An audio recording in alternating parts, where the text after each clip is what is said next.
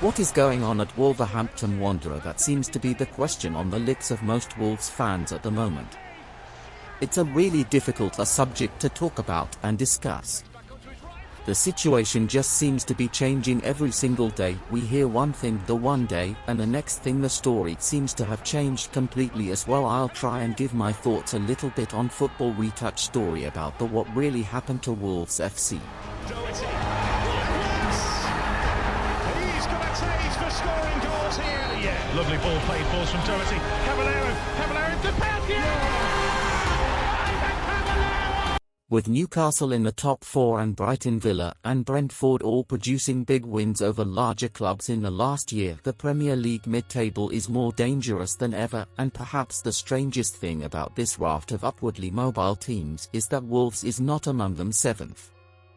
As recently as 2020, Wolves returned to the top flight in 2018 after a 6-year absence, and they did it by becoming one of the smartest teams around. They had more money than most championship sides, with two of the four most expensive second-tier signings ever joining the Midlands club in 2016 and 2017, and the clout of George Mendes to help brokering deals, but they still signed well. Ruben Neves might have been the youngest captain in Champions League history and an international starter when he joined Wolves at 20 years old, but no other team in Europe took the €18 million risk on him. Joel Moutinho was 32 and considered past his peak when he arrived at Molino Stadium, only to give another 5 years excellent service in the most physical division in the world, and also signing Max Kilman, a free signing, on 2018, and had a successful signing of Matt Doherty on 2010. Nuno Espirito Santos brought stability to a team which hadn't earned more than 40 points in a top-flight campaign since 1974.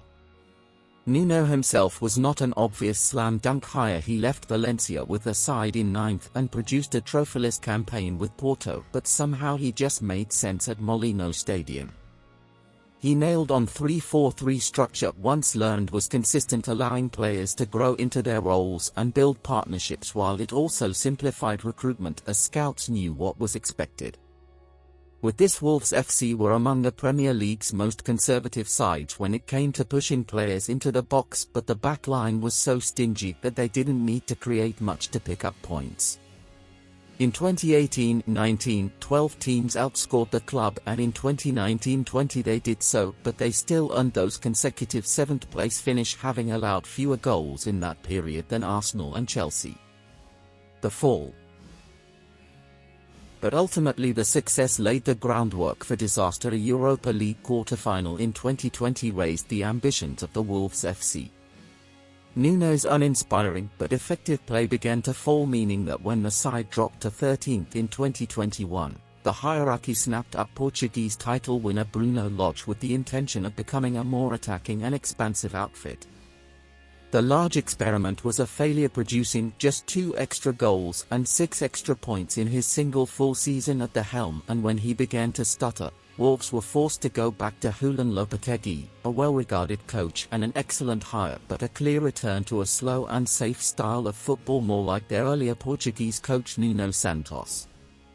Though they were completely average for breaking up opposition play, doing so every 12.8 passes, 11th in the Prem, they were exceptionally bad at doing so in dangerous positions, vesting only Fulham, Forest and Spurs for turnovers in the opponent's third, and so they ended the campaign with just 36.8 expected goals created in 38 games, placing them not only bottom of the Premier League by that metric, but 90th of the 98 sides in Europe's top 5 divisions. 12 teams created more than them and got relegated, and despite his pedigree, Lopetegui didn't actually do much to improve the output. Before he arrived at Molino Stadium, Wolves FC had created .95, but after Lopetegui they produced 0.91. That's indicative of declining quality in the squad, and it's impossible to deny that the talent at Wolves, once the envy of the mid-table, has slowly dwindled, while the rest of the league has improved their recruitment. While some factors have been beyond the club's control, like serious injuries to Jimenez Neto and Khalidžić, Adama Traore was allowed to run down his contract when he could have yielded €40 million from Tottenham 18 months earlier. Nathan Collins was sold on to Brentford this summer for just £2 million profit. Why is FFP a problem for Wolves? FFP is an issue for Wolves. Losses of £105 million are permitted over a 3-year period. The last accounts released were for 2021-22 and revealed a loss of £46 million. The 2022-23 accounts will not be published until next year, but another large loss is anticipated. Wolves have brought in almost £70 million this summer through the sales of Nathan Collins and club captain Neves alone.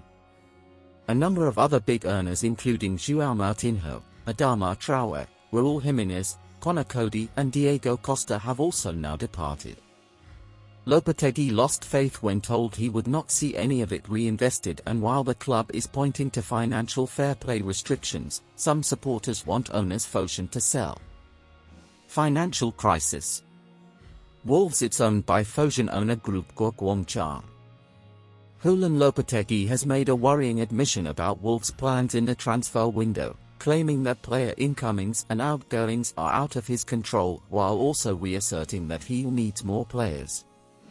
It comes amid financial turmoil at the Midlands club, with Wolves posting losses of approximately £46.1 million last year that have forced their owners, Fosun Sports Group, to seek new investment to help the side remain competitive in the Premier League.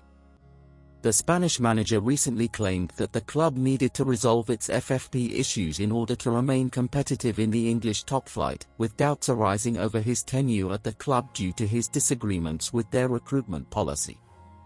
Optimism. Wolves with the latest arrivals feel like desperate swings hoping a big check equals big performance.